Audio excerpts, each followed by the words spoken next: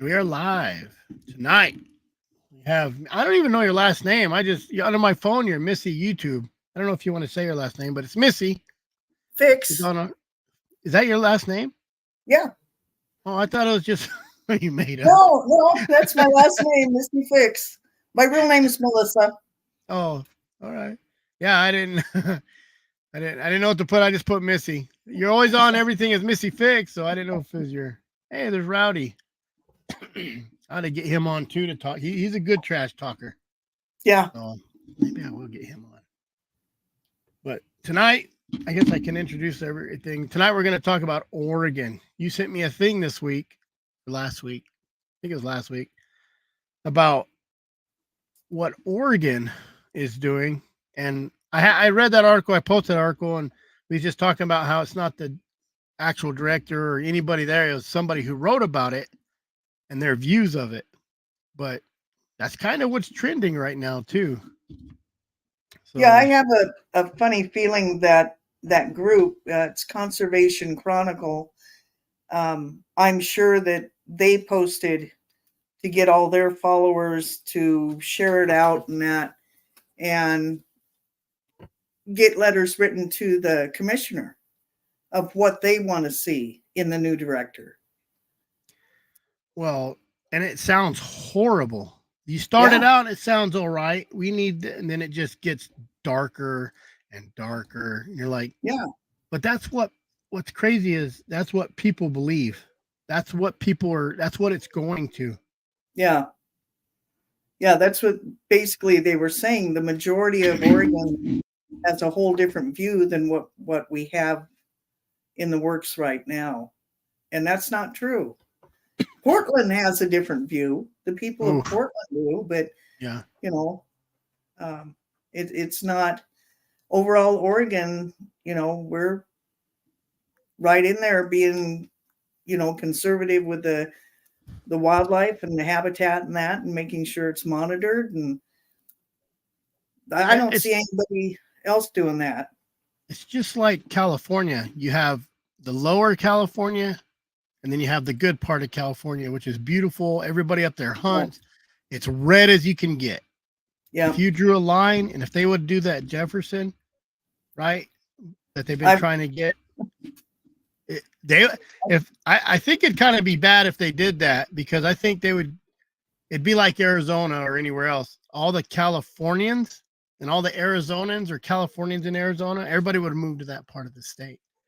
Yeah, and I don't understand why you don't like the way, the people are, their beliefs or anything. Why move to that area other than to make your changes?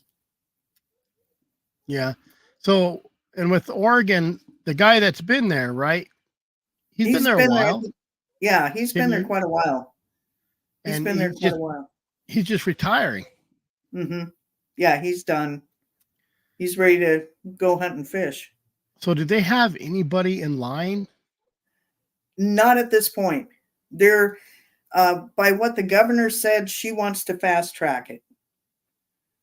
And so what that means, I don't know in regards to how they're going to pick candidates for it. That don't mean nothing good for anybody. No. Fast tracking anything, whether it's building a house, whether it's training a dog, whether it's baking a loaf of bread. Yeah, it all has to come in time. Yeah. And you'd think they would have. Go ahead.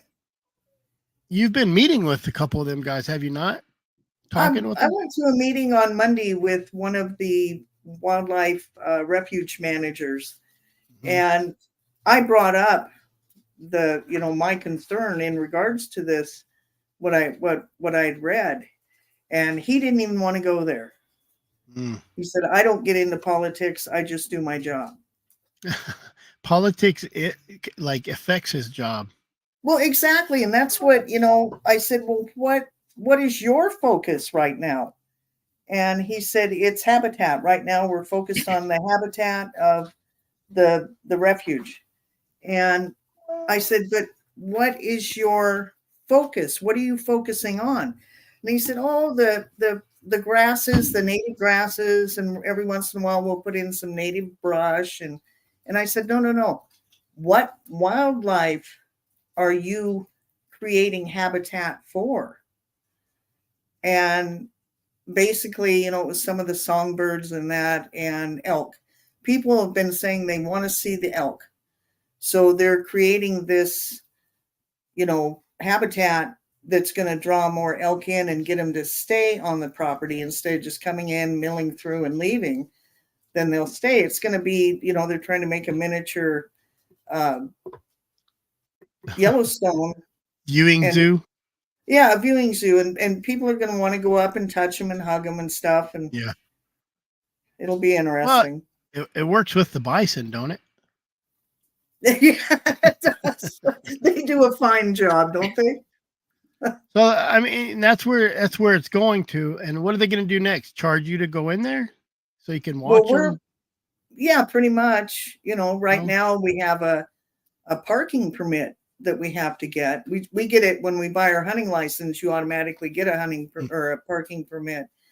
But if you don't hunt or fish, then you have to buy the permit to park there. Well, it's not monitored. So you walk past this row of cars and nobody has a permit. So I don't know. I don't get it. So let's go over that article. I posted that article in a few places anyway, but basically what it's saying is that's just a journalist, right? That made that article. Yeah. But it was for what group was that for though? It was a Conservation Chronicles. Yeah. And they don't, to me, if you read that, it sure don't seem like they want hunting at all. They want somebody in there that is not about, bullets and hooks. No, they want everything to be overrun with, it's like bringing in the wolves, bringing in, ending the hunting with dogs, with the cougar and bear. And what's happened to those populations? Yeah. They're just starting to really explode, or have been exploding over the past few years, because people don't, they don't just go out and hunt them. There's very few people. Well, I think the word conservation is misused a lot, period. Yeah. Yeah. You got the one side using conservation in a whole different definition. The anti is it. They think we should save everything and not kill nothing. That's their conservation.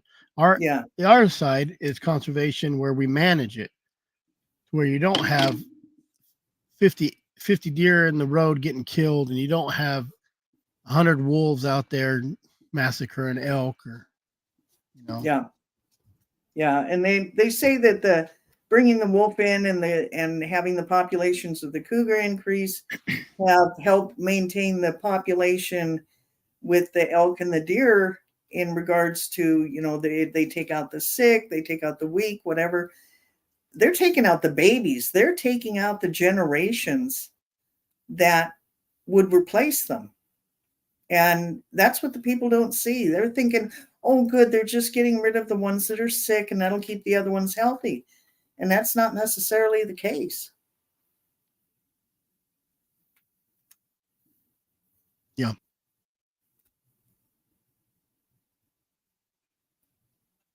I think they also want to avoid having anything go before a vote in regards to hunting and fishing and any changes that are made. And if they were to get in a real liberal director, then that would be in their favor. The changes could be made subtly and take, over a 10-year period to actually implement. Yeah.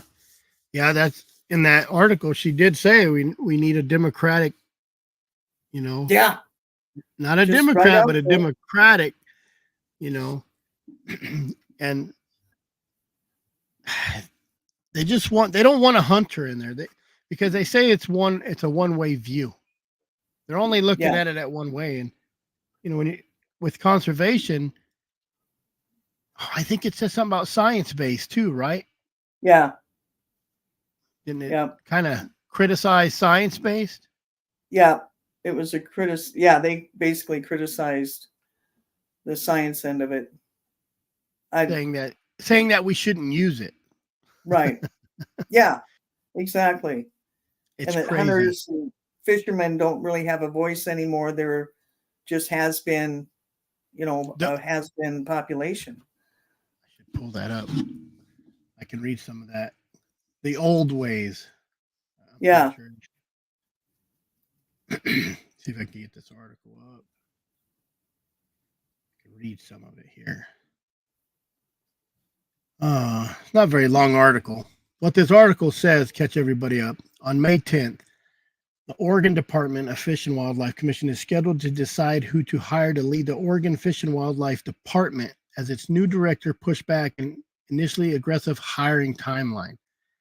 So right there, when you're trying to rush stuff, it never works good. It's like rushing sauerkraut. Not going to come out good. or sourdough bread. You can't hurry it. Hearing people is more important than speed. Chair Mary Wall said at the February 16th meeting in support of the decision. This process comes as Kurt Melcher, who has been director for the last 10 years, prepares to retire. As the commission navigates the hiring process, I want to express my thoughts and give the commission some important things to consider. And this is where she starts getting dark. Yeah. The person hired to replace Melcher should reflect the values of the majority of Oregonians. Did I say that right? Namely, the commission must accept and embrace how Oregonians' values have shifted.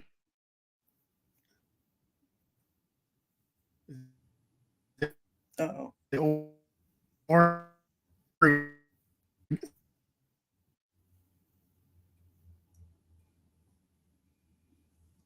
You froze up. Did I freeze up on you? Yeah. My internet glitched a little. Yeah, I know. I think it's that time everybody gets on.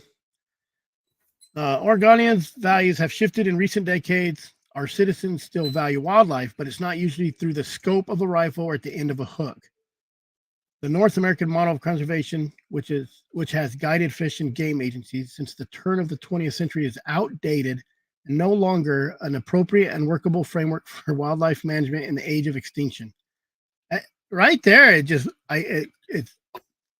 like I'm astonished that they were even writing this. Like, it's crazy that they think this way. Yeah, but this is the way that the thought process works.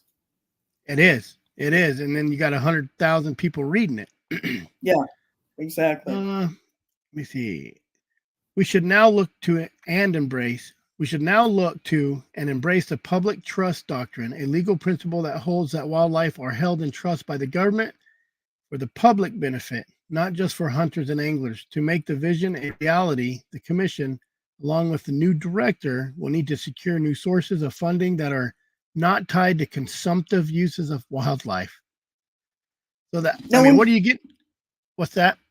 When you go out hunting, do you look at the lion or at a bear as being put there just for you? I mean, that's a stupid statement they're making.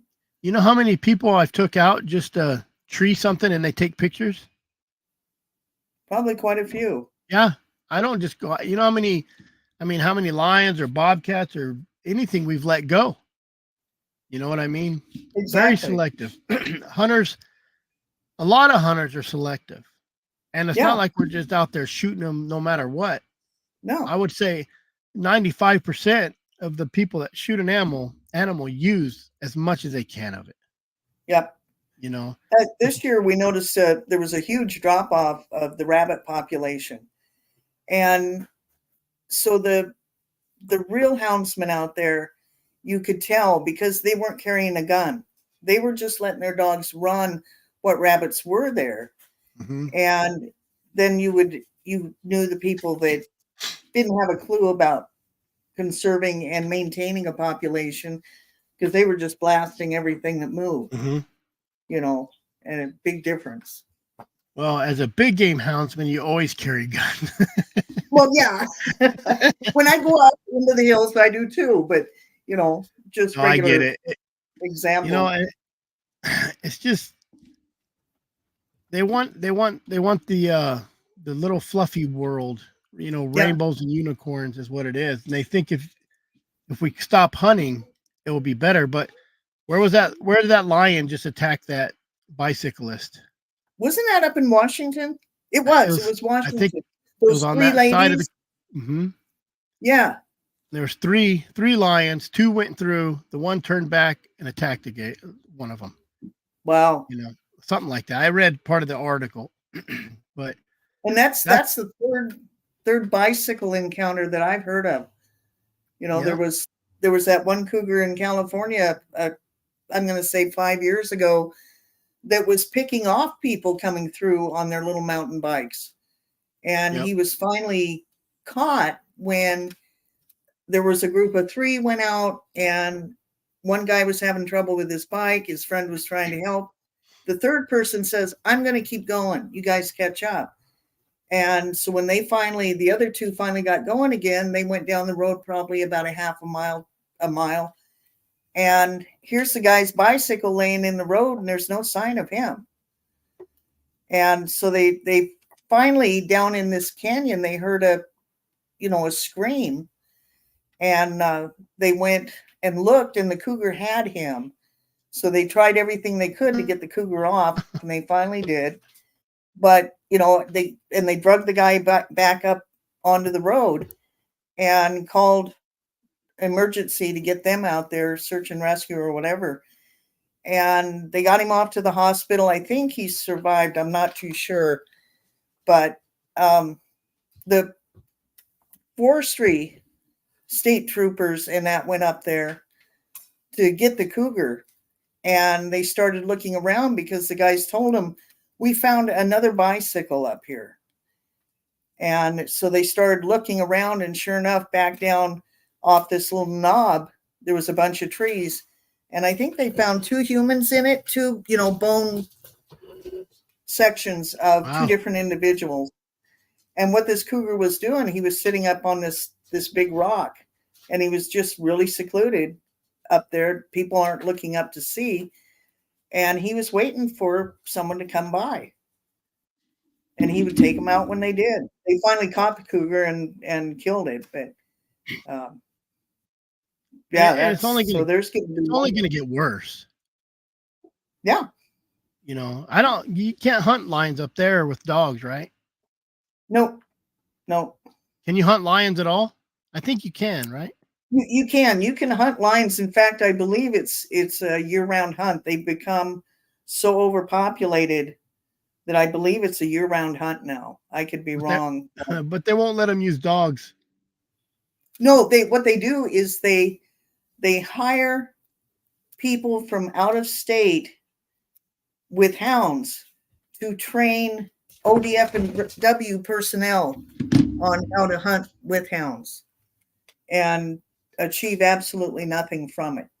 Yeah. But they spend thousands of dollars going out, and they end up telling the houndsman, "You go ahead, you've got our permission to get these cougars. We want 5 females or whatever." And but yeah, that whole thing became a disaster. Well, it's just like California. They're still killing 1,000 lions a year over there. Mm-hmm. It's just not. They're not making no money on it. Well, no. And that's it. The houndsman here would be more than willing to pay to, get a tag and go lion hunting or go bear hunting. And the state would be making money, but can't do that. Nope. And that's true conservation. And for them to say we need to find another way to make money, what are they going to have, a car wash? Well, they'll taxes. They'll pull taxes off of something or create new ones, and that's what'll pay for it. I don't know. It's pretty sad. And there's really nothing you can do to talk these people into any common sense about conservation. No. And what I saw from that No, article was that this will get passed on to other states, other, liberal entities will pick up this type of, okay, well, let's find out who's changing offices, who's hiring a new director, who's hiring a new commissioner, and let's get our vote in. Let's tell them what we want to see. And it's a really good strategy because it's done so under the table. Well, that's the problem. A lot of this stuff, I think, is happening under the table. Yeah. So, backdoor deals, right? Sorry. They have backdoor deals, and I think a lot of people are getting really weary of the game and fish, or the DNRs, all the wildlife stuff, because they're making these decisions. Like, we don't have really no control over it, and they go to the public. And what is it? 5% are hunting. 5% of the population's hunting. Right. And that's nothing. No, it isn't. Nothing at all. No, it's not. So they'll just keep attacking us. See, Timothy Brink. I pay $440 a year to run bobcat in Oregon. I think he's from Idaho. So he's probably out of state charged. I think. 400. I know that. Even I think he's out of state. Oh, okay. So he probably has out of state. They pay a big price to run cat in Oregon, but or to hunt cat in Oregon, not run them, but huge out of state costs. What do you think's going to happen with this? You guys don't get to vote the guy in, and they're asking for applications from anybody. Yeah, and I think it will happen in their direction. Number one, they've got a bigger voice, and they can, they make more noise. And our governor is of the woke community, and she wants it. She told him that she wants it fast tracked. They will put it through as soon as they have someone that they think would work. So I can see it happening, and there's going to be very, like I said, subtle changes if it does go through with someone that doesn't really want the hunter, aspect in this, or the fisherman.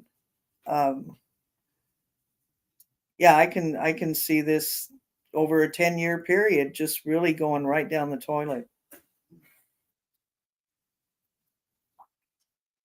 Yeah, because once they get in who they want to be in, it's done.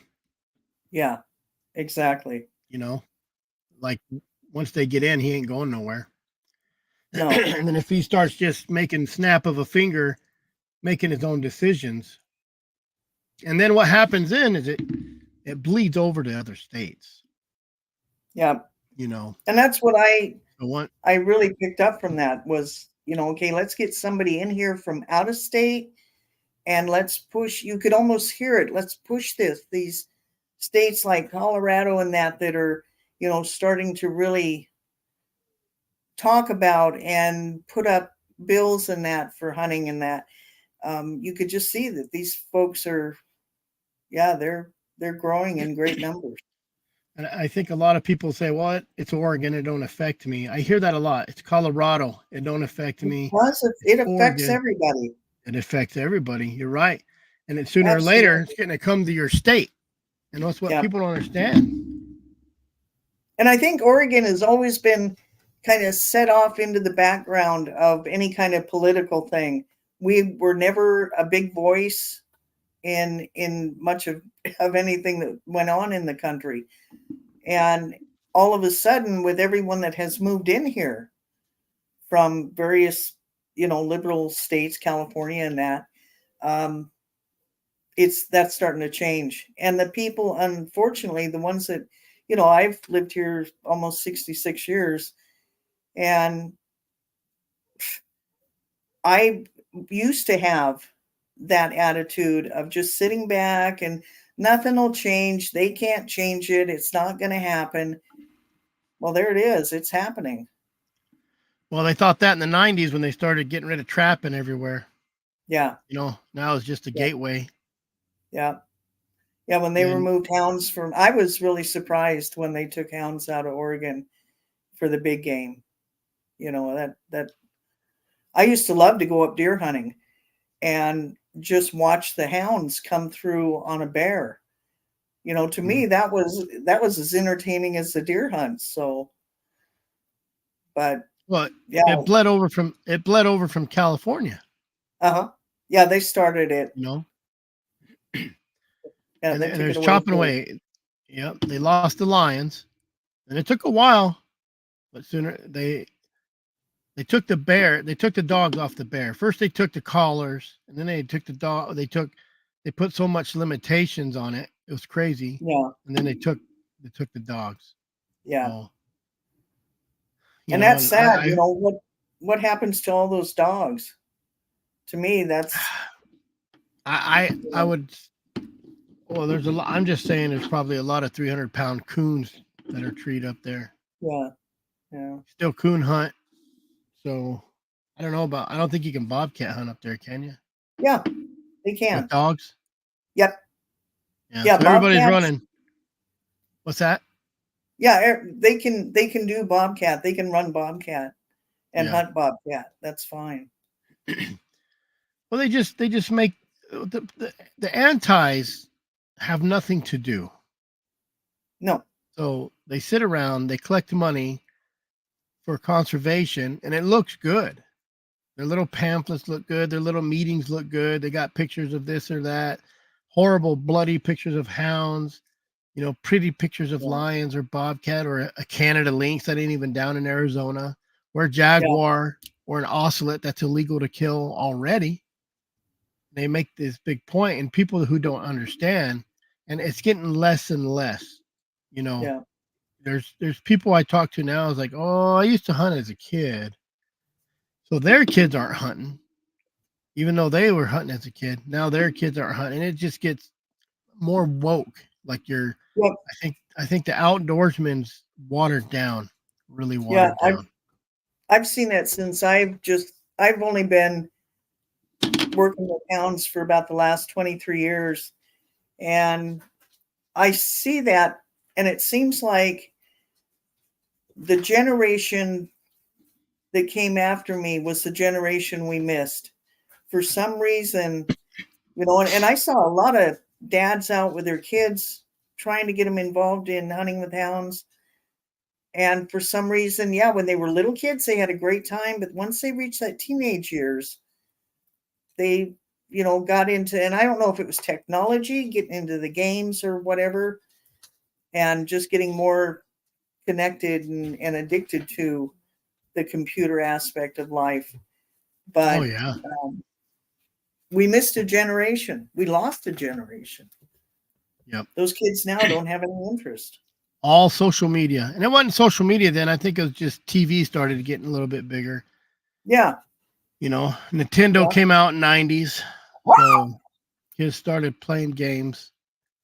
Yeah. And I get a lot of comments that are, dang, I need to do more with my kids, or I'm not a bad dad, but I sure need to do more with my kids.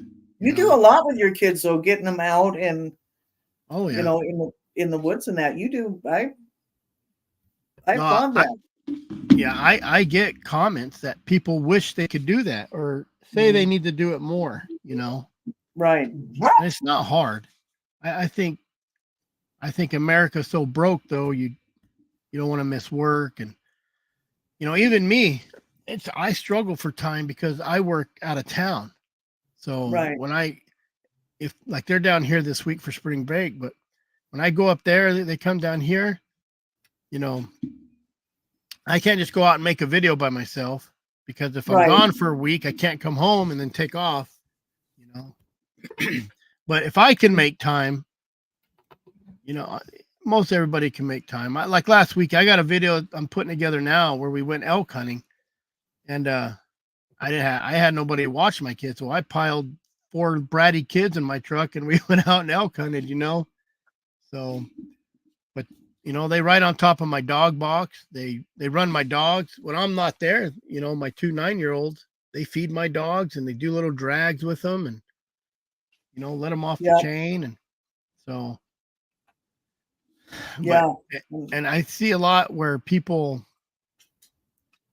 they get out of it. They get burned out of it, maybe as a kid, feeding and cleaning crap. But once they hit their 20s, they're like, man, I wish I'd paid attention. I wish I'd have stuck to it, paid attention, So I try not to burn them out, but it's hard, when they have to kind of step up when I'm gone. So. Right. But that's you're not just teaching them about hounds, you're teaching them responsibility. Yep. So it's still a lesson learned. It's a good thing to have. Just the other day, I got home, I said, hey, we got to get the house cleaned up. No, I had a bunch of cardboard, and I make them tear it up so we can start fires in our wood stove. And we got some Amazon, so I said, tear it all up. Well, one of my 5-year-old twins, I got a 9-year-old and 5-year-old twins. The 9-year-olds were tearing it up, and one of my girls, the other girl, Lily, she's like, I don't want to do it. I said, okay, you don't have to. So she didn't do it. And when they was all done, at the end, she says, well, I want to help a little bit. So she, like 5 minutes, she helped a little bit. So when it was done, I said, all right, guys, come here. And I had chocolate bars, and I broke it up, and I was handing them out. And I broke off a tiny little piece, and I gave it to my Lily. And she's like mad about it. I said, well, did you help? I did help. I said, for how much? This much? She goes, yeah. I said, well, here's this much. Yeah. So I've always told I've kind of raised my kids to consequences. There's consequences. Are you going to get beat for it? No, but you're going to see everybody else get rewarded. Yeah. And I've always raised my kids that way, where you don't have to clean if you don't want to, but come time when we go to Pizza Hut or Dairy Queen or wherever we're going, you're going to get what you put in. And they don't like that, so I guess I taught them more, there's consequences to your actions. Yeah. You can do whatever you want in life, but that's going to reflect on what you get in life. Yeah. My neighbors, they had, when they first moved in, they had 2 little 5-year-old kids and then a couple older ones, and really great kids. But there was this one little guy, and he and I just really hit it off, one of the little 5-year-olds. And in fact, took him out rabbit hunting, or to a rabbit trial, a field trial for kids. And he thoroughly enjoyed it. But if he saw me out working in the yard, he would come over and he'd say, I want to help. Mm-hmm. It's like, great. So I'd say, okay, take these rocks and shove them over there, and then we'll, rake this up and do this, that, and the other thing. And the little guy would work his heart out. And then pretty soon, near when we're finishing, his older siblings would show up, and they would, kick around the rake a little bit. And so when we finally finished, I got out a $5 bill and I handed it to Brady. I said, I appreciate what you did. And the other 2 looked at me. I said, oh, you guys helped too. And I gave each one of them a quarter. Yep. I said, you knew we were doing this, and you could have come over and said, hey, we'll help too. And I'd be more than happy to pay you to help. But yeah, they put in the work. Yeah, they didn't like that. They thought they should get $5 along with Brady, but that didn't happen. Well, it's like I was gone all weekend. We got down here on Sunday, and I think it was Monday. I told my boys, I said, hey, if you guys rake up dog crap, I'll pay you. One didn't want to do it, the other did. So the one got paid, Mm-hmm. The other one said, well, I cleaned a kennel out. I said, yeah, that's for your dog, not my dogs. That's your dogs. So, and I gave him $20, or of course, he's like, "Where's my cash?" I'm like, "Man, I ain't got no cash on me. You got Amazon credit." And they will. They'll get on Amazon and spend that money. I said, if you want cash, then you'll save it, bank it up. Yeah. But I just think even in non-outdoor families, kids that are just running around the house, I don't think parents are teaching them responsibility. They're not doing the dishes. They're not taking the trash out. No. Yeah. Missy, do you let kids handle your dogs at youth field trials? I quit doing the youth field trials. My dogs are not exposed to children. In fact, they're pretty antisocial with people in general. And so I had one of my dogs, and it surprised me when this little fella picked her.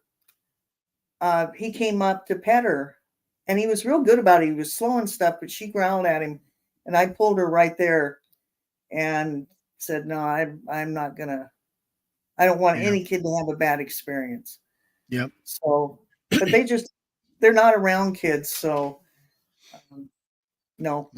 Not my dogs. My dogs are. I have to beat my kids out of the pen and check them for ticks later. They live in that pen. As soon as them dogs, probably about 3-4 weeks, they manhandle them. So they're pretty good. They get let out, they get played with, they get brought in the house, sometimes without permission. They just get snuck in the house, so, and that's good for kids. I know I didn't do the hound trials. So one time I was taking Elizabeth Bolin a dog box down there.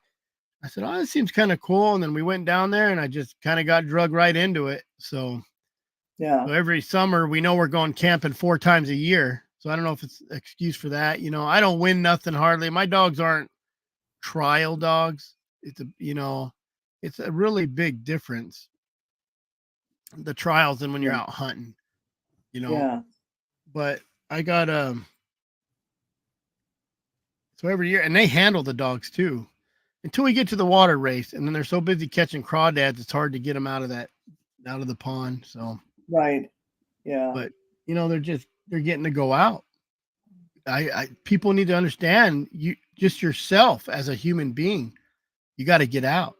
I try to stress that sometimes. And the only reason YouTube's famous is because there's a bunch of lazy people that don't know, or don't know how, or just maybe don't want to, and they just sit at home, Me and Brett talk about it all the time, and it's not what we like to watch. It's boring for us. I ride every day. I chase stuff every day. It's the same thing. It's those people in those apartments. That aren't getting out. And if you went to 100 people and you took them out, and if every one of those 100 people went out, I bet you'd get 50% of them to start going out. Yeah. Right away. Because I get a lot of people that's like, "Oh, I've never done that. I've never done that," So you should try it. I go to them for the stories in the company. We got a really small one in Arizona. It's not very big at all. I mean, so it does it 4 months. The last one's the main one, and everybody shows up to the main one because they do the big raffle.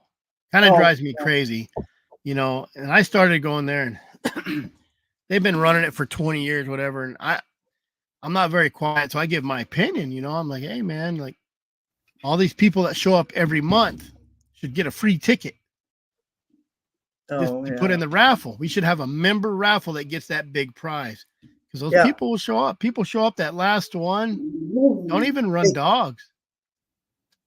Just show up, and they spend hundreds of dollars on tickets." Right. You're having a nuisance dog? She's looking out the window, and there's, somebody out there, and she's wanting to bark. She was getting ready to make a voice. I threw my phone at her, and she's laying down now. Yeah, you're a good girl. Yeah, I don't. The guy that I hunt with now, which a majority of my dogs at this point, he's who I've got them through.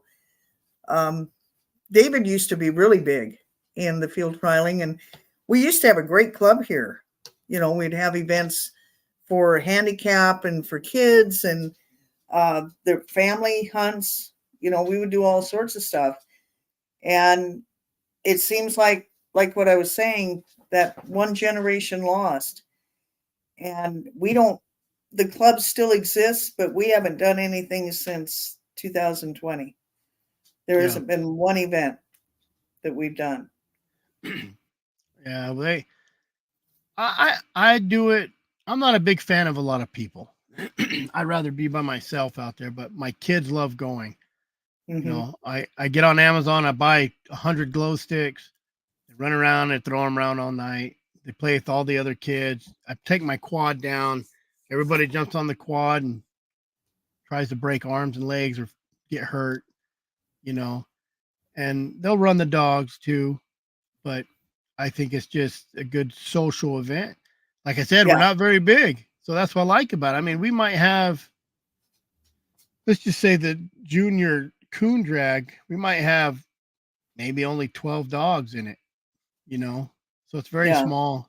I think if it was one of those big ones that they do, and man, I see them big ones with a lot of dogs, I just like, I wouldn't do it. That would be. Yeah, we could never with the big hounds. We could never get a substantial group of people to do the night hunts. Yeah, and basically because our season fell right with bobcat, and the big houndsman would rather go chase bobcat than a raccoon. So unless they were, a breeding kennel, so they're going to get champion points. Unless you're a breeding kennel, you really don't care that much. Yeah. Like I said, I go to camp, I go to cook because I love camp cooking, and we just go to have a good time. Sometimes I take the vanilla whiskey, and sometimes my wife hides it. So I'm not a drinker. I get silly. But well, and I'd hate to see Oregon get them a bad person up in the top. Yeah. Because it's kind of like our country right now. It's bad leader doesn't work. Yeah. And to put somebody in a conservation position that is not about the hook or or the consumption of conservation, wrong move. But that's what they want. You got a governor that's trying to appease, but the bad thing is the woke crowd is they're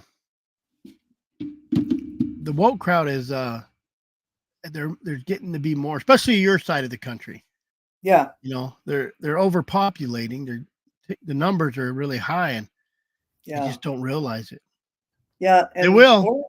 Oregon offers such a variety of different landscapes. I mean, geez, from the oceans to the desert to the mountains, we've got a lot to offer. And to me, people are taking advantage of it in the way that, they're trying to structure things. I grew up in Central Oregon, out just on the edge of the desert. And we used to take our horses and our motorcycles out there and ride. Oh, geez, you could go forever. And I went out there about 12 years ago and just went camping. And a friend of mine who worked at the observatory came down and he said, "Here, let me take you over to this spot. I got to show you what's going on around here." And there's some group that has attached itself to Bend, and they have made all these huge changes to how the Badlands are utilized.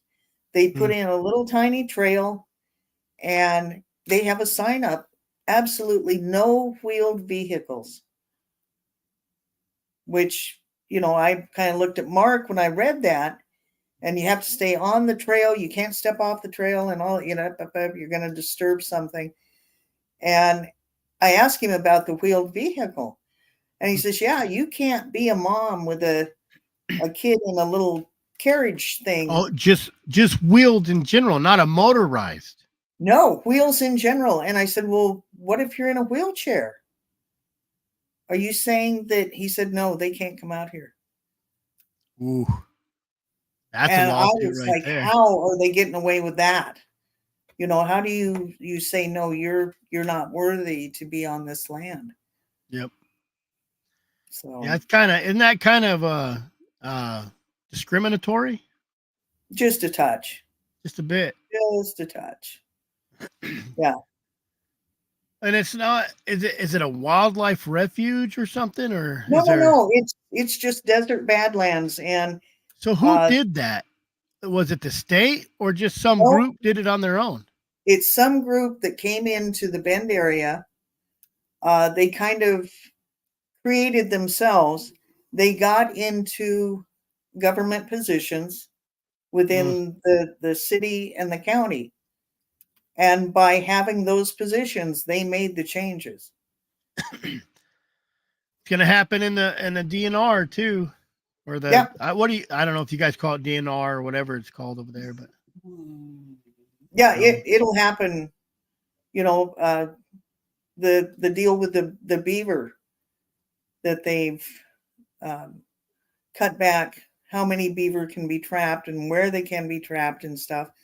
The reasoning behind it didn't really make sense to me. Some of it did, but a lot of it didn't. You know, it dealt with fire prevention or fire maintenance. And I've never seen a beaver den that helped prevent a fire. You know, I don't know what they're talking about. It just didn't make sense. But they're, you know, they did the same thing with fishery. They, you know, for years they had the fisheries or the hatcheries and would release hatchery salmon. And well, now all of a sudden they've discovered that hatchery salmon is bad for the native salmon. So they're shutting that down, and you're not going to be able to fish, you know, because those little ones, when they spawn, when the hatchery fish spawn, their little ones aren't going to come out with clipped fins. So everything will become a native, and it's going to end up cutting off the whole salmon fishing as a recreational sport. You know, I always say, me and my dad, I talk to my dad, and, you know, we talk about the Biden Trump thing, and this is no different because you think, how can people think Biden's doing any good? How?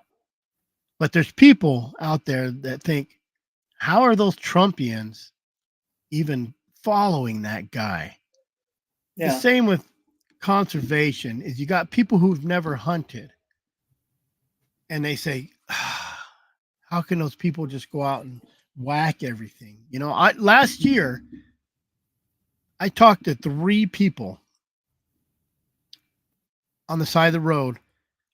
I had a big bear rig, but there's people down on the pond. So I said, oh, I didn't know if they were hunting. They was in camouflage. I passed them up. I bump them then later and said, oh, they're like, oh, your dog. I say, oh, I had a rig there, but I didn't know what you guys were doing, you know. And of course, all houndsmen are just crappy anyways, you know. I got a dog blown up out there. And I should kind of explain houndsmen to them. And they're like, man, I didn't know that. Didn't know that. Mm-hmm. That's crazy. You know, there's one person right there that I changed his mind, just taking 20 minutes, 30 minutes on the side of the road. My old lady drives her crazy, you know, because I'm kind of antisocial. I don't deal with people, but she's like, I've never seen someone who's just a nomad that has more people talk to him, period. Yep. Yep. And then there's another guy. I was parked on the side of the road, and he drives it. He goes, oh, are you hunting this? I said, no. I said, I had a rig. I said, I didn't get really nothing. I said, he goes, oh, we were going to hike it. I said, oh, yeah. He goes, yeah. My wife had a dream, though. We got ate by a bear. And I said, well, this is the mountain to do it because, shoot, I catch 20 bear here a year.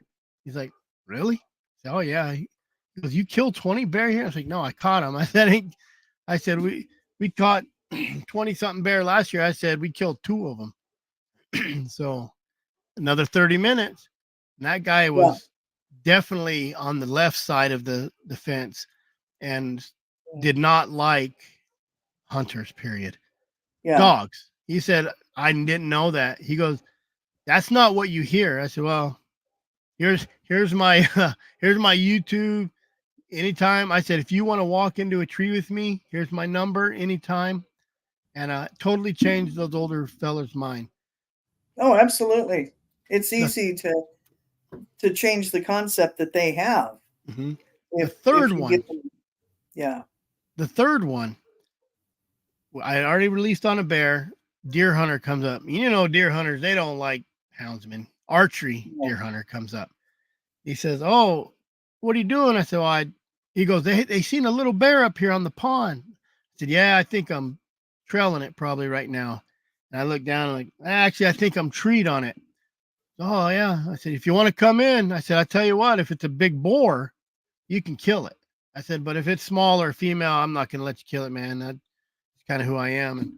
And I said, but you're more than welcome to come in. And that was the first time that old fella been behind hounds, you know, in his 60s. Yeah. And he went out. Oh, I felt bad for the poor guy. I told my son, I said, let me go in and see if it's worth coming in. And so I walked in, I radioed, I said, it's just a little one. And he told the guy, it's a little one. If you want to come in and look, he goes, I'll come in. And that poor guy tripped and fell so hard. And, you know, but he still made it in. And he never been behind hounds. And there's nothing better. I mean, shoot, I've been doing it since, again, I started back up 2005. So I've been doing it that long again. And every time you walk into a tree, it's the same as the first time you done it. Whether it's a porcupine, whether it's a slick tree, whether it's nothing, it's just still walking a tree. And every time I take somebody into a tree, they're like, that's crazy. And when I take people in, they're like, you're not going to kill it. I'm like, oh man, it's, you know, I treed a bear on a mountain. We had it treed, ran this sucker like 4 miles. I walk up and it was just a little, I call them a cub. So I got some grief because I'm like, oh, it's a cub, but it wasn't a cub. It was only like an 80, 90 pound bear. But if I can't shoot it, it's a cub in my book, you know, a little 90 pound cub. Some deer hunters come up like, oh, that's a good bear. I'm like, oh man. I said, it looks like a German shepherd in a tree.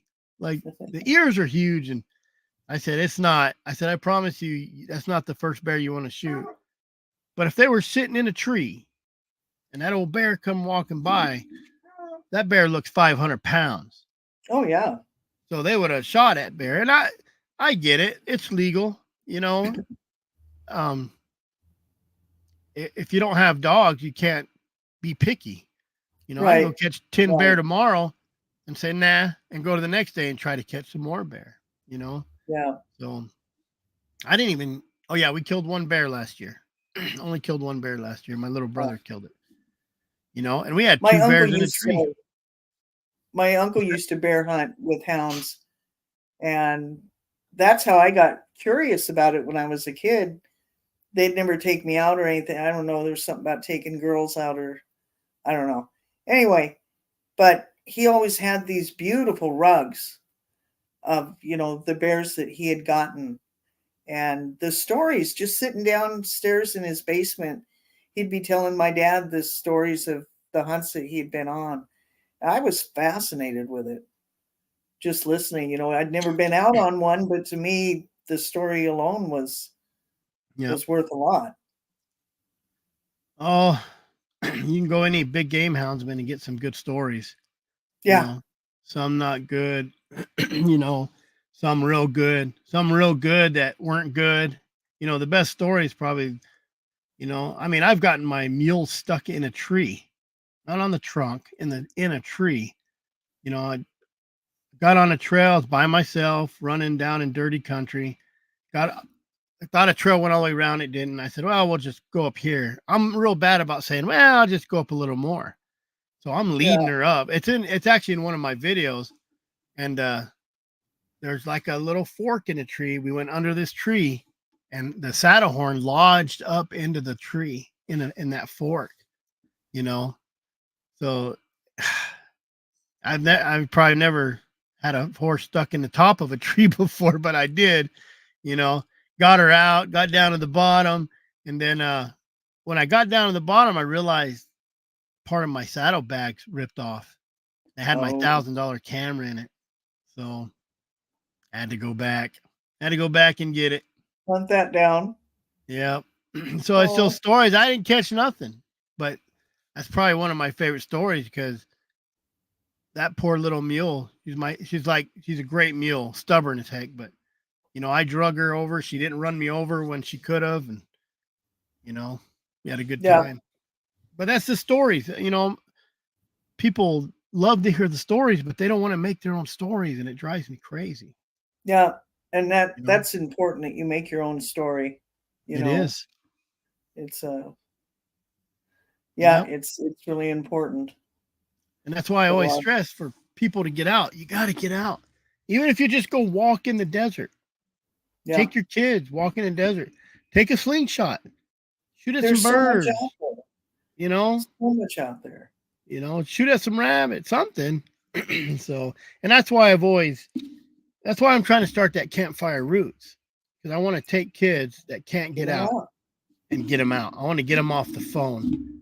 I want to go out and I know people right now that they went out with me and they're like, holy crap, like he just put, what did Timothy put? And I get everybody with this right here. He said I can come camp with him and cook my 2010 deer tacos because I got a lot of canned meat bottled, and I got stuff from, I think I'm almost out of my 2010 stuff, but everybody worries. They're really panicked about meat and they say, a year or two, it's good. But I've been eating 10-year-old canned meat for 20 years. You know, I got you stuff learned how to can dropper. Yeah, and I'm doing, as long as that don't got no oxygen, it stays in a little cool place, you're good to go. Yeah. And I've never got sick. I got bear meat from 2010, and we took some Texans hunting, and I made some. They kind of heard about it. The other guide says, "Don't let them feed you that old meat, that old 2010 meat." So I snuck some in, made some tacos out of it, and they loved them. Next morning, like talking about that 2010 meat, and I said, "Well, you had that last night." So, but when they start cutting out hunting, when they start making their own decisions just because they feel like that we shouldn't be running bobcats or trapping or fishing, that's when we should have a real big problem. And that's where it's hard for people to get involved, working people, because most of your hunters are workers. They're not just Antifa lowlifes or they're not just sitting at home playing video games and watching or being a influencer or whatever, with whatever. Some of them influencers, I'm like, how do you get people to watch that? It's so bad. How do they get people to pay them? Just because they get a lot of views, and the ad people come on and they say, you got 1 million views, we're going to put an ad on there, and you're getting paid $8 to $30 for 1,000 views. And the stupider you are, I guess, the better it is. It is. And they can take that influence and they can go both ways. They can take that influence and talk about Oregon and all the bad stuff they do to animals. And that would be bad because those big influencers, I bet you if you had a good influencer that had like the Outdoor Boys, they get 1 to 5-10 million views on a video. That guy said, send me $1. So he has 8 million subscribers. If he told everybody, send me $1 so I can help conservation, I bet you they'd do it. But if you had somebody that hated hunting that had millions of followers, it could happen the same. So it's just a big battle. It's a big battle. Yeah. And I'm afraid we're on the weaker side of it as far as numbers. We don't have the numbers. No. So these people definitely aren't there. Yeah. And those, Humane Society of the United States, they got money. They got all these little rich moms that are pretending to be moms with nannies sitting at home in their little foofy or their, Starbucks donating money. And they go stand on a corner and hold up the little signs of the poor little kitten that was strangled or something. Yep. No. They get their free t-shirt and their monthly magazine and I've been to those meetings. Me and my cousin would go to those, conservation for wild save the lion meetings, and it's crazy the lies. And when you're kind of undercover there, you have to be real quiet. And you can't. God, you just want to stand up and say that's bullshit. That is bullshit. That is. But there's people that buy it. They don't know They don't know what's going on. They're listening to these or influencers, or just like when they watch the news. If you watch Fox and they say the sky is blue, and you watch CNN, they're going to say the sky's red, but honestly, it's probably purple, and they spin it to whichever side they want. Yeah. So it's the same with these animal activists. They got the social media, and man, people need to understand. I know it's freedom of speech, and I get in arguments with people. I've been in arguments where people say it's a freedom of speech. I can post what I want. Yeah, you can. You can post what you want. But those animal activists will take that picture and they will spin it to the worst thing they can. Absolutely. People don't understand that, man. Honestly, if you're a if you're a true hunter, you don't need to put it on social media. You know what I mean? No. You can send a picture to your friends, but it's such a big participation badge these days to throw stuff up there. And I get it. And you're always going to have, even on your private groups, you're going to have infiltrators. I got Arizona Houndsmen, and when I add people, I go through their profile and I see, because, I got hounds, and I go through their profile. There's nothing there, and they're at a shelter, and I'm all, no, I know what you're doing. Yeah. But I'm not saying they're not. There's people out there that they'll get in, even the private groups. Yeah. They will take your social media, and they'll monitor it until they can get it taken down or whatever. Just show, how horrid hunting is. Oh yeah. Whatever, with the outcome. Definitely spin it. Animal. So all these people posting all these pictures, they're gonna get used. Period. The best thing you could do is black out. If every hunter blacked out, they'd have no ammo at all. Then they'd have to go back. Do you remember when they used to go around to the deer hunters and honk their horns or walk, try to follow them out in the woods? Yeah. Yeah. So.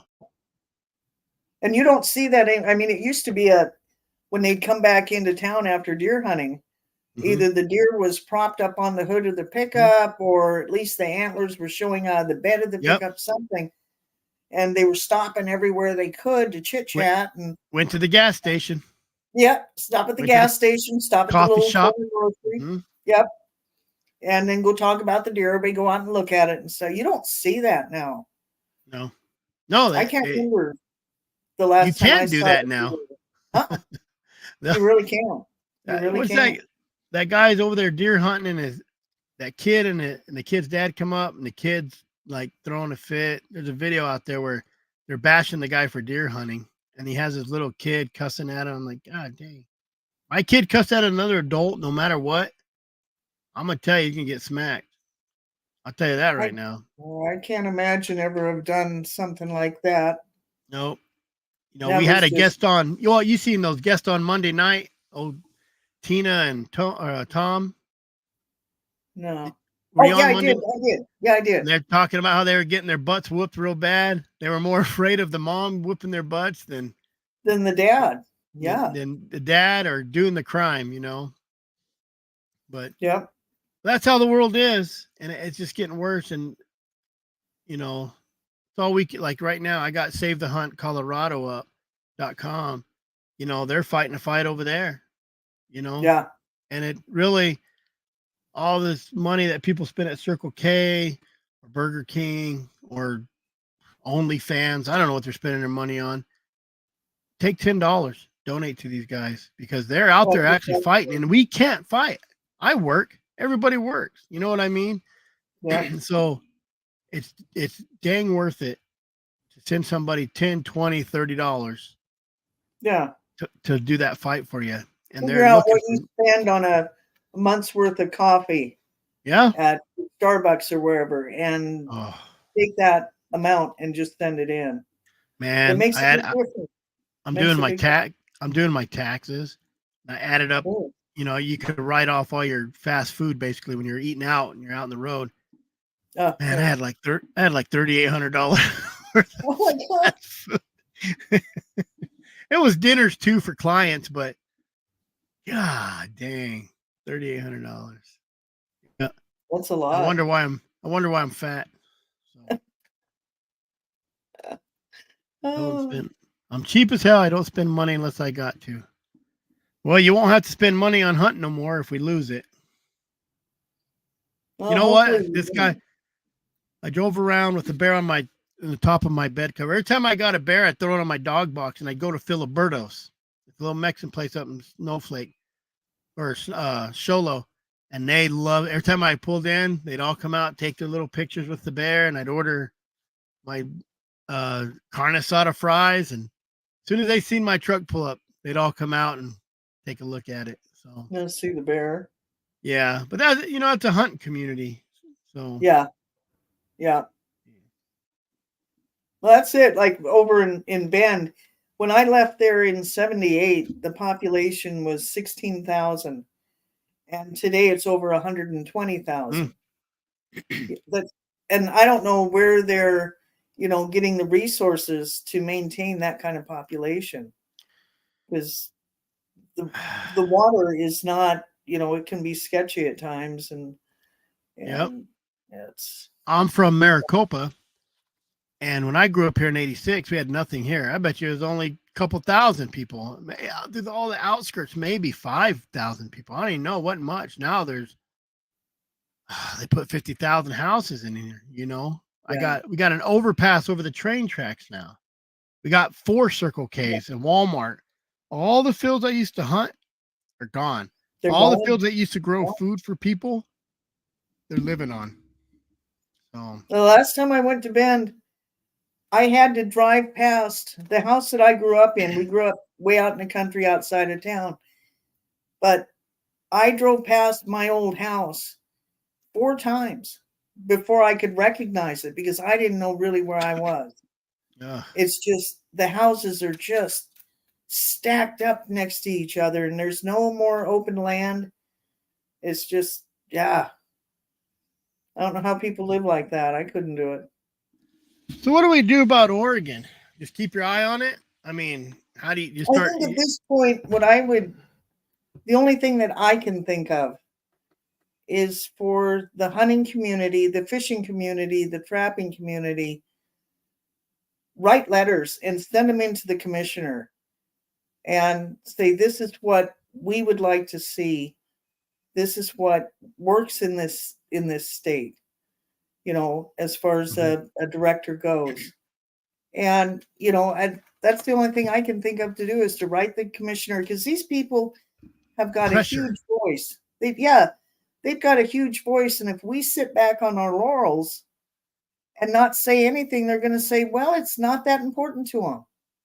That's a fact right there. I've heard that 100 times. Yeah. So we'll just go ahead and make these changes, and they seem to be okay with it because they're not saying anything. Yep. And I think we do. We need to, as a community of, hunters with hounds and guns and rods and traps, all need to just write and stand behind why it's important and why we need a director that will, take these views into consideration when they're into making decisions. Because otherwise we're just going to get walked on. Well, that game and fish departments, they're pressured into making these decisions. And the problem with the game and fish departments is they get so much pressure from the opposite side. Yep. You know, I'll call them the haters because they're just haters. The other side's the haters. They hate everything. Yeah. They get so much pressure from them. They just take a little bit. Okay, here, and that's like a kid asking for ice cream before bed, and you say no, no, no. Okay, just eat this little piece of candy. Eat this little piece of candy. Eat this Pez. You'll be all right. Yeah, he's gonna want more. He knows he can get away with it, and that's what they do because we're just working people. And I understand it's hard for us to take off work and do it, but it's going to be harder when you don't have to take off work to go hunting. Yeah, or you don't get to go fishing. You know, when they take it away, it's easier to take it away than it is to get it back. Yeah, and if you know, I don't think it's anymore with the internet. It's not that hard to write a letter. You know, I still prefer the stamp and the writing the letter by hand, but make them open it. Yeah, you don't have to get real wordy with it. You don't have to go on and on and on. Just make your statements. This is why it's important that whoever's directing the department, has these things in mind when they're doing it. That this is the benefit of having these things, you know, within the hunting and fishing community. But I'm just afraid everybody, it's kind of like voting in general. How many people say, it doesn't matter? Oh, my vote doesn't count anyway. Why get out there? Well, it doesn't count when you don't vote. No. It absolutely, but you can't talk crap about it later. If you don't make the effort, then you really don't have the right to talk about it. Timothy said the wildlife biologists have done more damage to the wildlife in Washington, Oregon, and California than anything. You find that true? I do. And I think it's because I'm going to tell a story, and if it gets around, I'm probably going to get in trouble for it. But that's all right. Nobody's listening.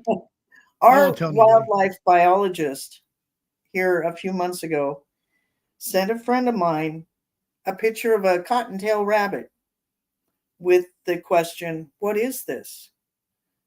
And I thought my friend was just going to go nuts. He was like, "What?" And so he wrote back and he said, "Well, it's a cottontail. Why?" And he said, "Well, I thought so, but I wasn't sure." This is a wildlife biologist, degree in the whole bit. "I thought so, but I wasn't sure. So I thought I'd check with you." Now, what does that tell you about the rest of whatever he does? Yeah. How did he get on there? Whose brother was he? Well, this what I see, which he is a hunter, and I believe he fishes, and he loves the outdoors and he loves to be out there in it. But what I see with a lot of the folks that I've met over the years that are in the department is that they're book trained. Book training, they have got, they've got that one down, but they have no real experience of how it works. And you don't get that unless you're out in it. I think that's why. How the wildlife interacts and how changes affect them. Every time a human makes a change, it's just going to be screwed up.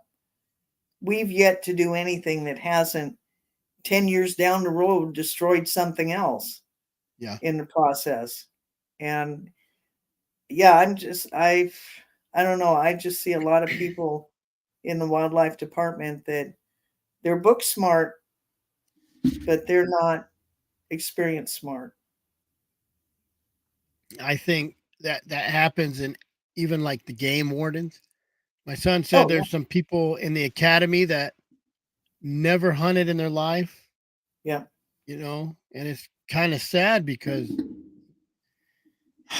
use in the military. When he was in the military, the drill sergeants love the guys that never picked up a rifle in their life. Because they could train them to do it their way.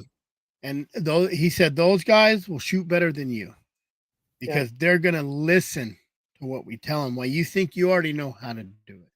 and I understand that, but I don't think that falls in for your game wardens or your biologists, because you have to have.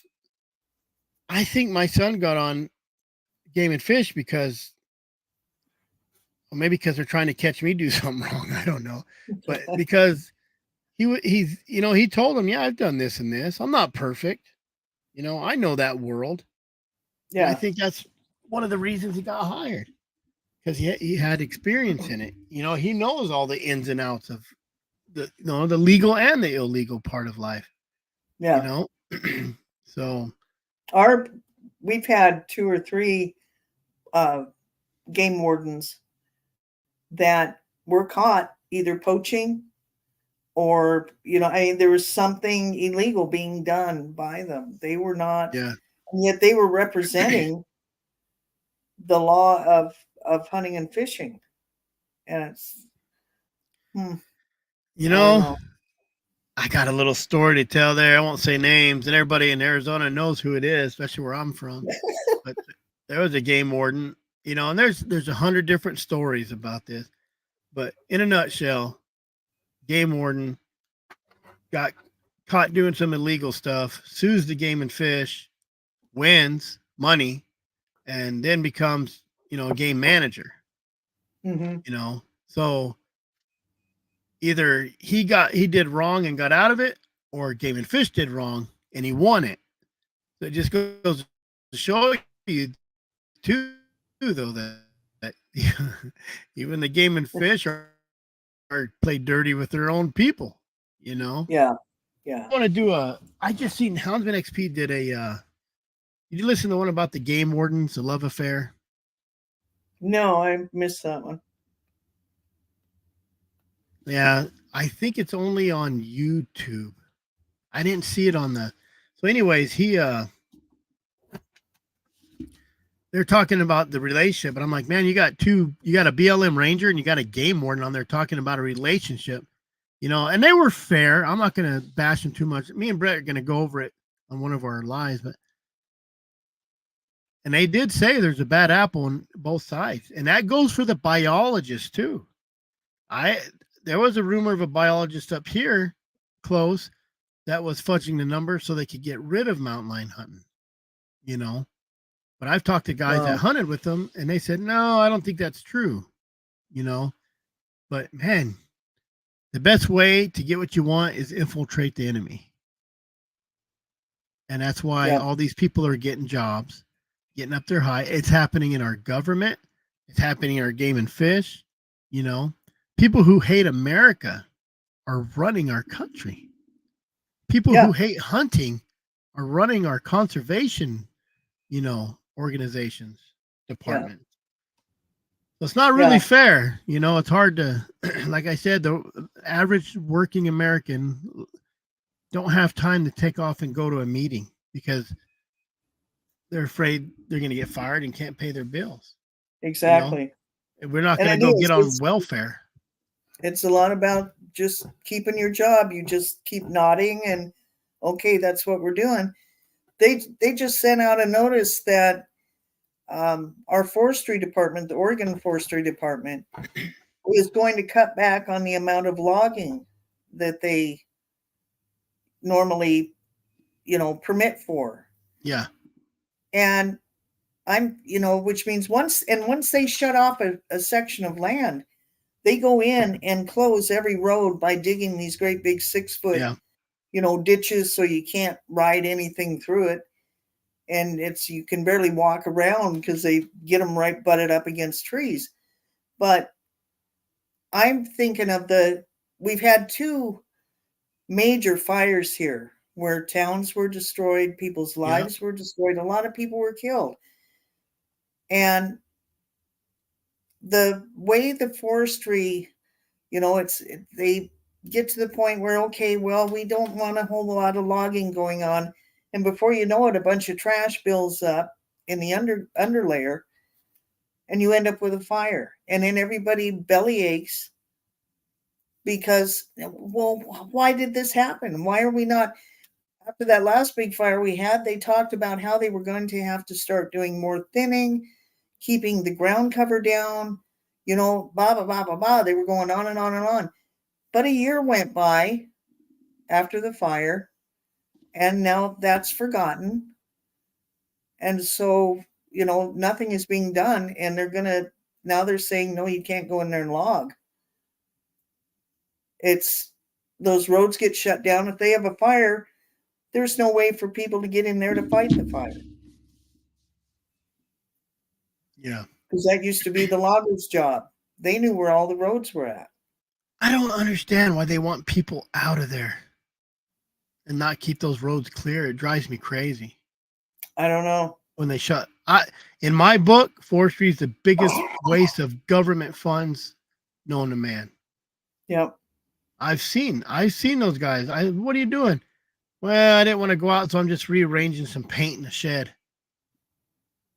Not your job, No. Crazy. Yeah, it could be managed. They need a good manager to come in there and clean up that forestry mess. They do. They really do.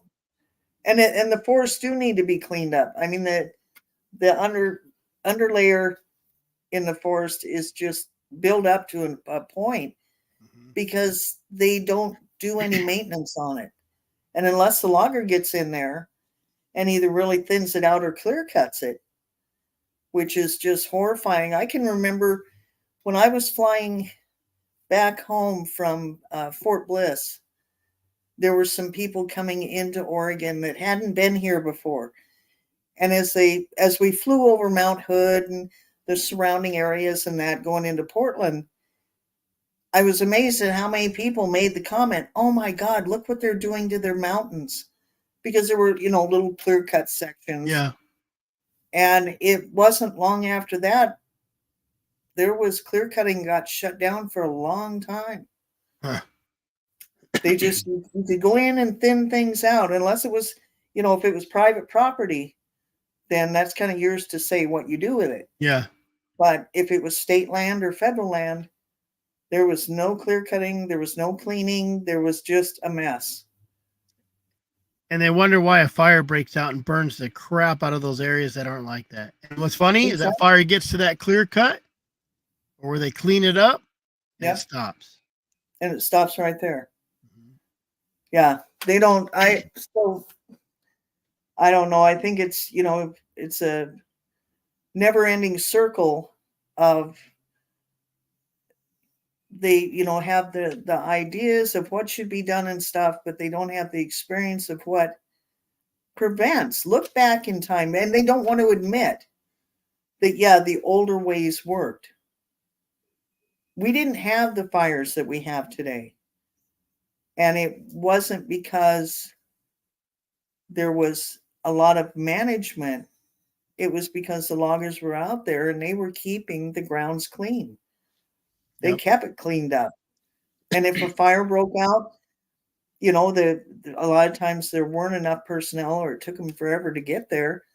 The loggers would just go out and take care of it. Yep.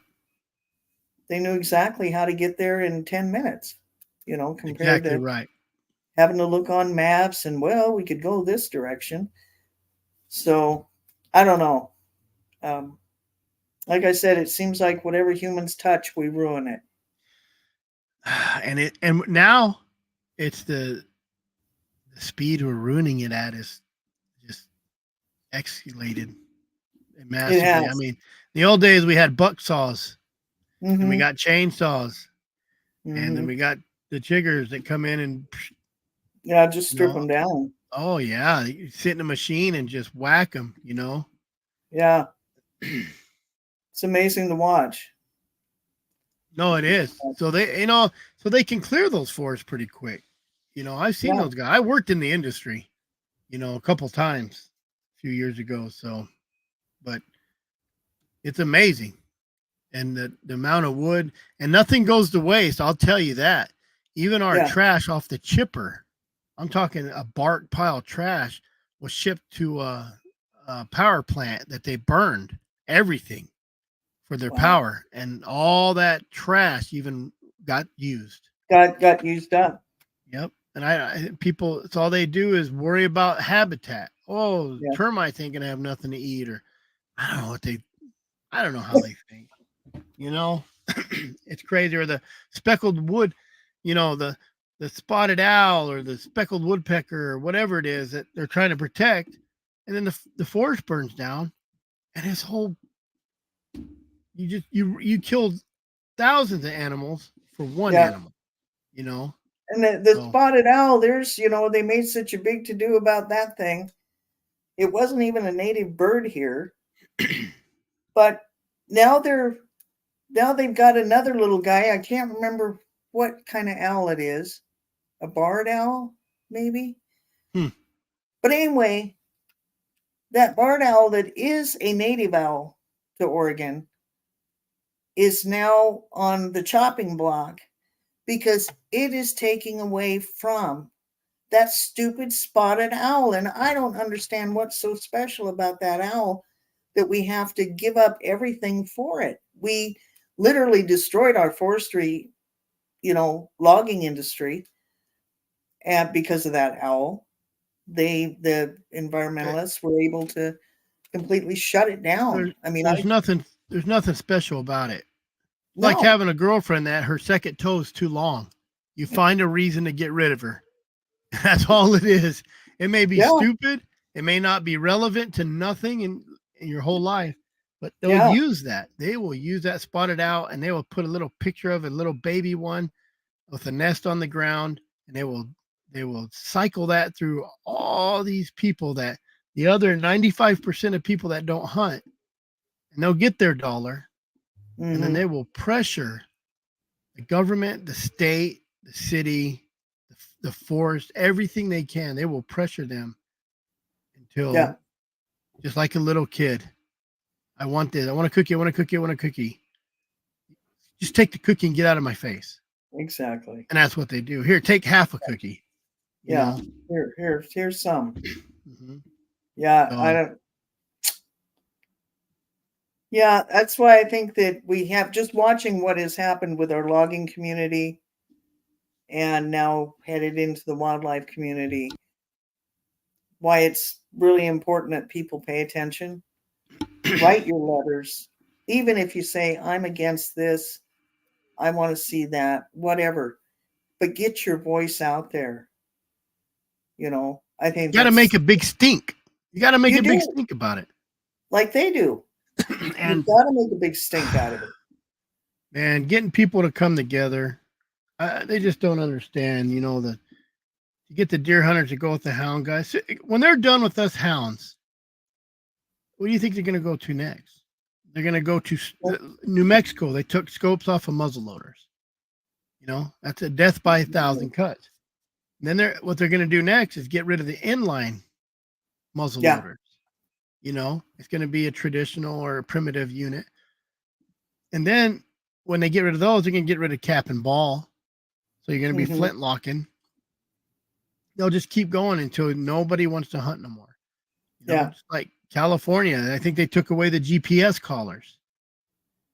Yeah, they did. I think that was the first thing that they took away. Look at us. We care about animals, but who cares about your dogs? Murderous bastards. So it's a very hypocritical community. Very hypocritical community. Yeah. Sadly, it is. That's for sure. Oops. It all comes to It really is. It really is becoming communism. And I think Americans who think they're free and Americans who think that you actually have a choice, you don't. Yeah, no. And for you people who say it don't matter anyways, you just gave up. Like, you're really a little B word. I wanted to say it, but because you're just, it don't matter anyways. They made up their mind. You think those anti-hunters say that? No. They got more guts than half these hunters. They show up. They know they're going to be hunters there. They show up. And they show up in numbers. They go out in numbers. And to me, if you think about it, your anti-hunters are a lot more braver than your hunters. They have a cause, and they're fighting for their cause while we're fighting each other. Period. Yeah. You know? You know, I get I've been in a lot of arguments. Someone sent me a comment. Most people send me a comment because I don't shut up, really, I guess. And it said something about hounds is cheating. You know, and I said, well, really? Well, how would you kill a lion? You know, are you gonna use a predator call? I said, that's kind of cheating. Trick it to come, you know, for food, and you're gonna kill it. I said, or are you gonna glass it up and then shoot it from 1,000 yards away? That's not very fair. I said, unless you get on your feet with a spear, or you get on your feet and you chase that lion down and you choke it out or kill it with your bare hands, then you come talk to me about cheating. You know? Yeah. Because I guarantee you, if I see a lion out there, I'm going to run my dogs on it and catch it before I kill it. And then if it's a female, I'm probably not going to kill it unless it's in a area that is killing out bighorn sheep or pronghorns, the Sonoran pronghorns, where they say you got to kill it. I've been told by individuals with titles, you catch that, you have to kill it. You got to kill it out of there. You know, it's already killed 9, 10, 11 of those pronghorns. I don't even know what it's up to now, you know? Yeah. But a guy that sees it with his binoculars is going to take a shot at it. You're sitting in a stand, that lion walks by you, you're going to shoot it with your bow. You're not going to see if it's a female. You're not going to see if it has, you know, dang it. I got one brain for it. Breastfeeding, you know, lactating. Yes, it's lactating. And it's breastfeeding, you know, it's feeding his, you know, his glands are swollen. You're not going to see that. No. You know, you're just going to take a shot because you see a lion. You're not going to know that it had a couple little spots on his front legs and it's only a very, very young subadult, you know? Yeah. And even me, a subadult, yeah, it's legal to take, but I don't know. I don't like taking them. So yeah, the older I get, the fewer game I take. More selective. It becomes selective, and it just becomes for me more about the dogs. Mm-hmm. Watching them hunt, listening to who's doing what, you know, in the hunt, and but yeah, we're gonna lose it. I can see it. It will. It's going to go away.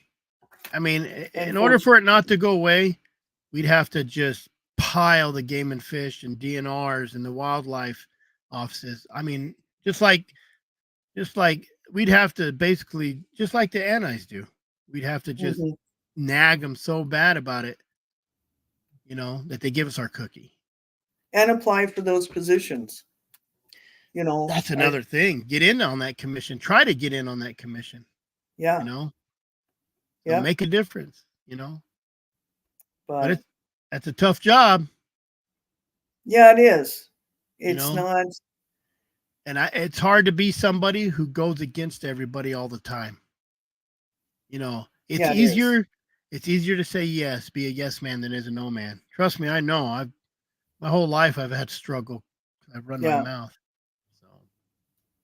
Well, that's one thing. Before I retired, my boss came up to me one day and she said, "Missy, I have to ask you a question." And I said, "Okay, go ahead." And she said, "The reason that I'm asking you and not someone else is because I know you'll be honest with me. You'll tell me the truth. You won't try to sugarcoat it." And I said, "Because I'm not afraid." I said, "I'm not afraid to lose this job. If you don't like what I say and you fire me over it, I'm not afraid of that." Yeah. I said, "That's why I can be honest. Everybody else is, you know, we're going to lose our job if she doesn't like what we say." Brown nose. And I just didn't care. And she actually appreciated that. Yep. There needs to be more people like that. So. Yeah. Yeah. You can't let the higher ups just walk over you and get away with whatever they want. You have to be part of the decision. Yep. Well, Missy, I appreciate you coming on. Well, it was fun, and I'm sorry it was such a crappy subject. Yeah, we'll have to get you on and tell some stories next time. But it's a serious subject, and I think people need to really It pay is. attention to it. It's serious, and a lot of folks don't see it. I mean, why I got that article, I have no idea. I don't know where it came from or why, because that was kind of an odd thing for me to get. Man, it's a dark article. Yeah, it is. If you really read it, it's a dark article. I mean, I'm a private investigator. I've done some dark stuff. When I read that, I'm like, that's somebody who hates hunting, hates Absolutely. fishing, Absolutely. hates the people who represent it. Yeah. If anybody that does anything more than just go out in the woods and cuddle a tree and, listen to the birds. Yeah, that was absolutely someone that has not had exposure in life. Adam Bronstein. I'd like to get him on. See what he wouldn't come on. I don't think he'd come on, but I'd like to get him on. Ask him why he thinks that. Ask him what he's talking about. Maybe I'll reach out to him. Ask him what he thinks about it. I'm curious. I'm curious to hear what they got to say about it. Where did they come up with this? Why do you come up with this? Was your father a abusive hunter and beat you with his gun or a pelt? I don't know, his fishing pole. Could be. So, any advice to everybody? Get out and hunt. Get out and hunt. Get your dogs out. Have Pay a good attention. time. Pay attention. Nobody likes politics, and that's but what it's there. They know that, and they use it as a weapon. Yeah, that's true. So pay attention, but enjoy it while we can. Absolutely. Yeah. Righty, Missy, I appreciate it. You have a good week. I figured it was time for you to be on this side, not that side of the screen. I have fun just listening. Yeah. I learned there isn't one show that you put on or that the Monday night chit chat that I don't learn something. I get something out of every single show. And I've never really big hound or anything, but there's all stuff in there that relates around the table. And I always learn something. Good deal. Really enjoy it. All righty. Until next time we have you on. Okay. Take care. Thanks, Chris. You have a good night. You too. There you have it, guys. Missy Fix Herself that lives in Oregon.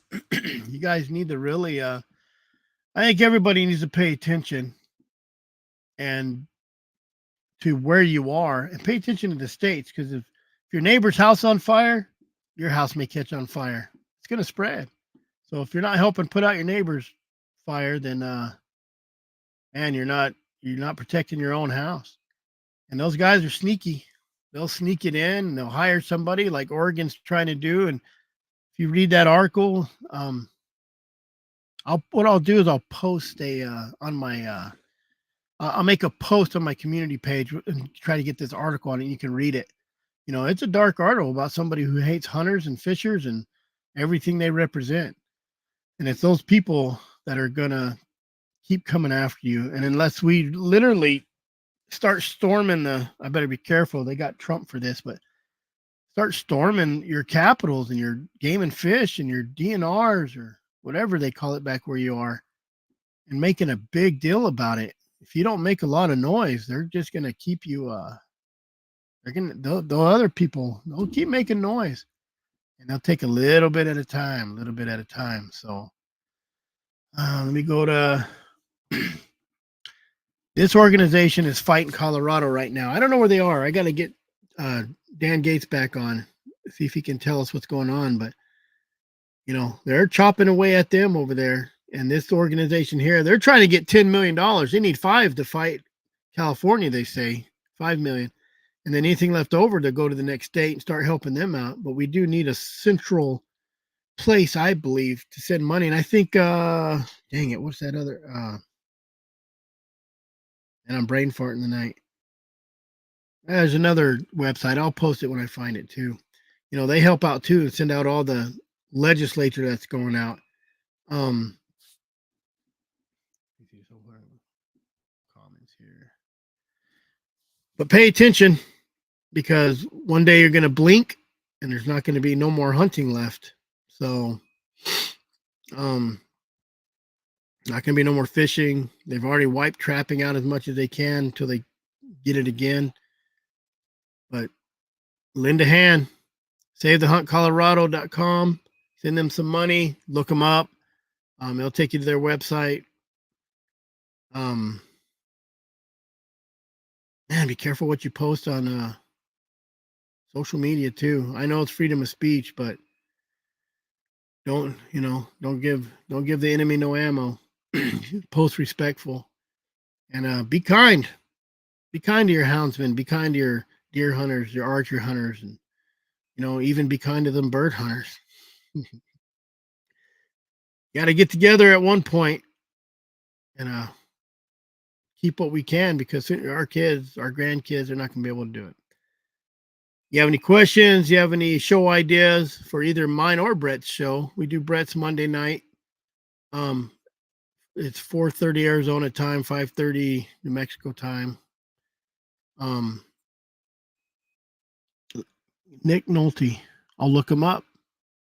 See if I can get hold of his agent. So Monday nights we do the Monday Night Live, which I think we're changing it to the Stomping Grounds. If you guys want to come check that out, I don't know who's on next week. I haven't booked nobody yet. Go watch some of my videos. Watch some of Brett's videos. Born 100 Years Too Late, or Anecdote of a Houndsman. Go to Interviews, Tells, and Stories. Interviews, Stories, and Tells.